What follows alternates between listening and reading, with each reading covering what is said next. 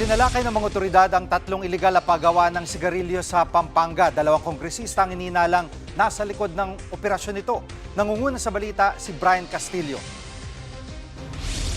Jiggy, wala lang ang naabutang mga tauhan sa raid na iligal umanong paggawaan ng sigarilyo sa maya San Fernando City, Pampanga. Itinigil na rin daw yung operasyon nito. Tanging yung mga naglalakihang mga makina at kahon-kahon ng mga iligal umanong sigarilyo ang naabutan ng pinagsamang puwersa ng PNP, DILG, Bureau of Internal Revenue, Bureau of Customs at maging ng Department of Agriculture.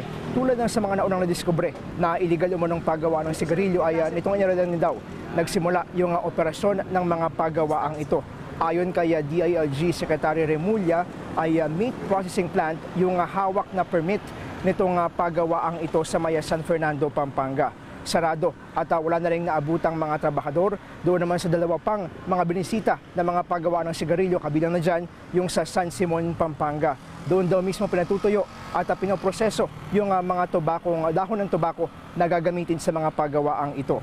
Ayon kay Secretary Remulla, nasa 450 million pesos yung kabuuang halaga ng sigarilyo na napoproduce ng mga ito kada araw.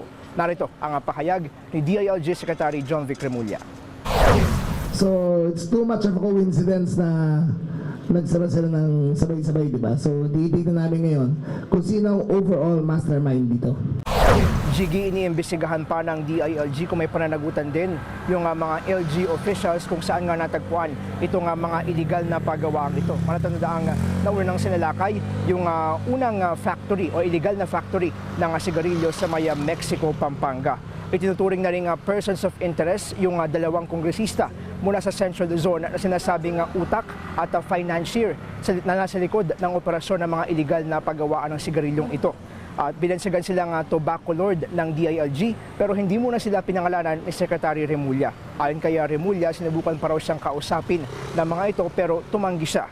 At posibleng maharap sa reklamong economic sabotage ang lahat ng sangkot sa likod ng operasyon ng mga iligal na paggawaan ng sigarilyo.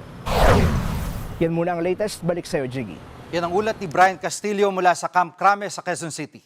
Mga kapatid, Jiggy Manikad po, pagdating sa mahalagang balita sa loob at labas ng bansa, dapat una sa lahat, mag-follow at mag-subscribe na sa social media pages ng News 5.